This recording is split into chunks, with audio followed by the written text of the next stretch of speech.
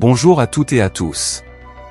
Bienvenue sur votre chaîne AutoTips pour cette nouvelle vidéo. N'hésitez pas à vous abonner. Et partager avec nous vos avis et vos demandes dans les commentaires. Dans cette vidéo, on va attaquer la programmation de notre exemple remplissage cuve. Et je vous propose à la fin un petit exercice qui vous aide à s'entraîner à manipuler plus les connaissances de base. Commençons d'abord par l'affectation des entrées-sorties où on peut le faire via plusieurs méthodes. On va voir deux méthodes.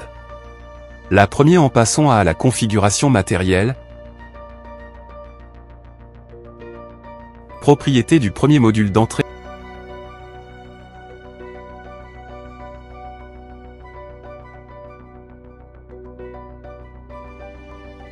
Puis on choisit variable IO. Et là on indique le nom et le commentaire de nos entrées. L'adresse est déjà figée lors du paramétrage du module qu'on a fait dans la vidéo configuration matérielle.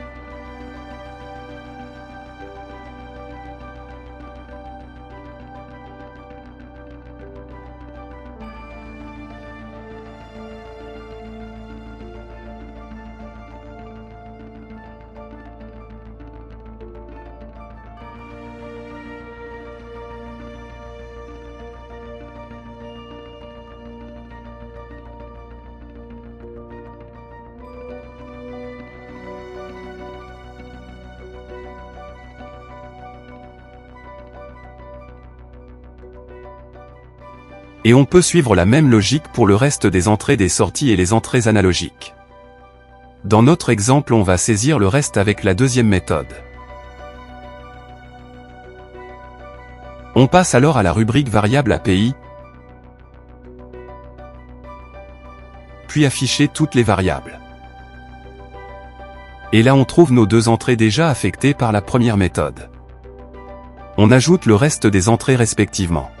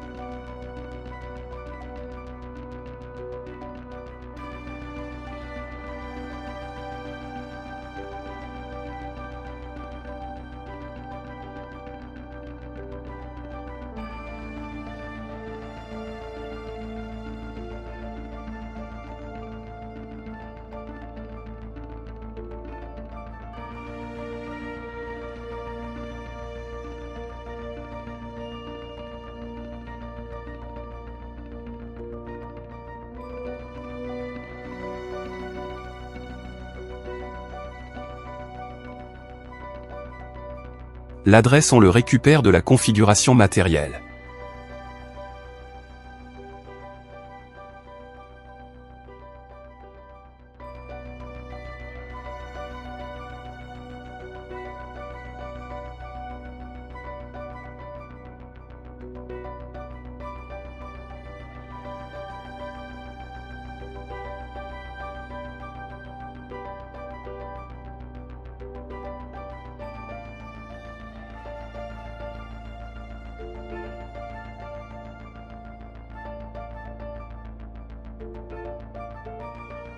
Et pour le type de données comme expliqué avant dans le vidéo de configuration des entrées-sorties, le module nous fournit un entier équivalent de notre entrée analogique.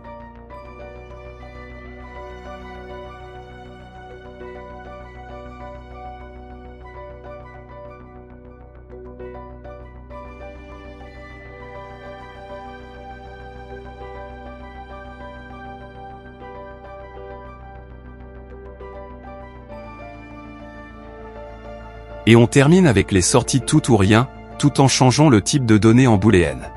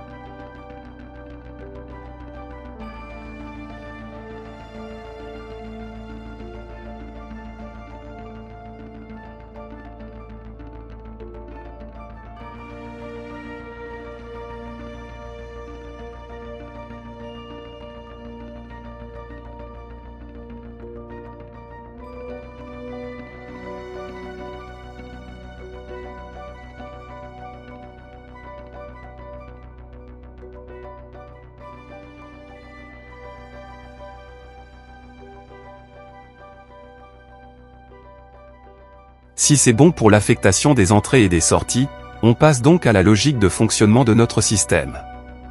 On partira de la logique la plus simple qu'on le développera à chaque nouvelle vidéo.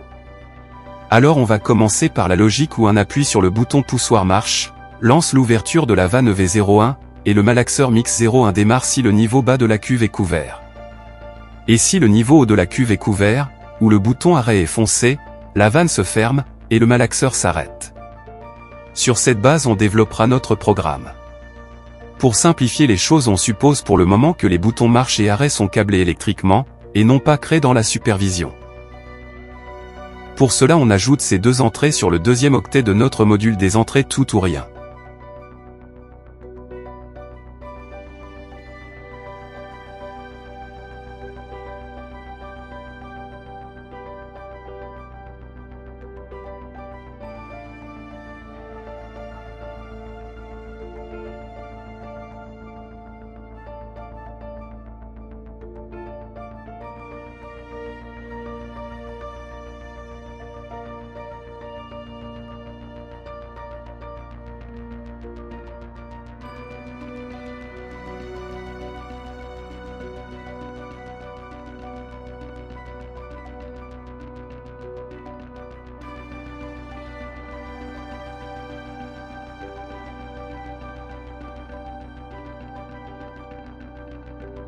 Fermons toutes les fenêtres, et ouvrons le bloc d'organisation principal OB1, c'est là où on va créer notre premier programme.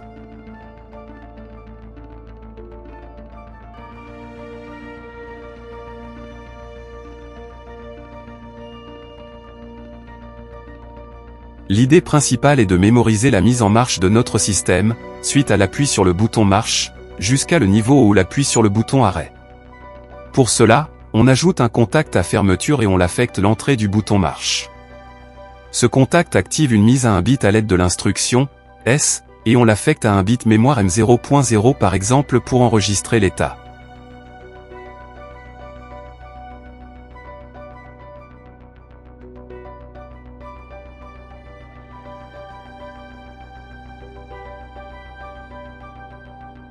N'oubliez pas de le renommer pour que tout soit fait proprement.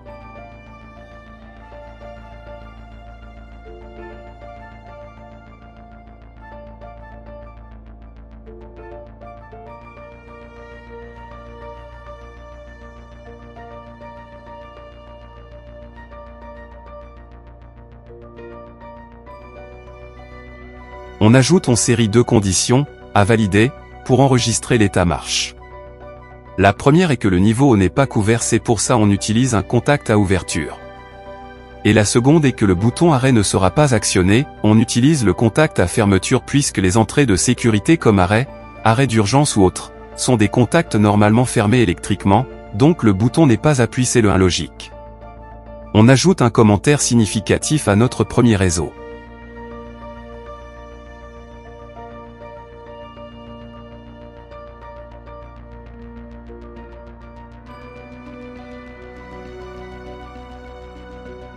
Et on passe au second réseau, où on reset l'état marche système si le niveau est couvert ou le bouton arrêt est appuyé.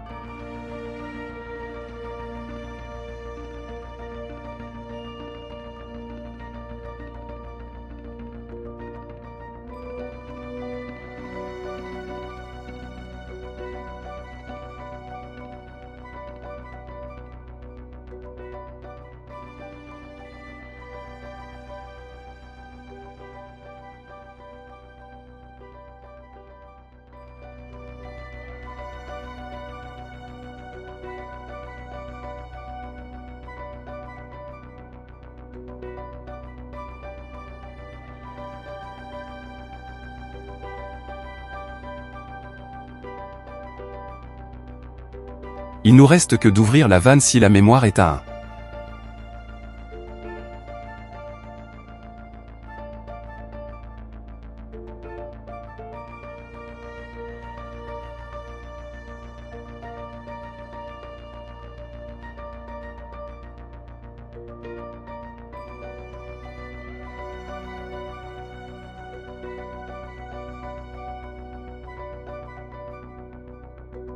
Et de démarrer le malaxeur si la mémoire est à 1, et le niveau bas cuve est couvert.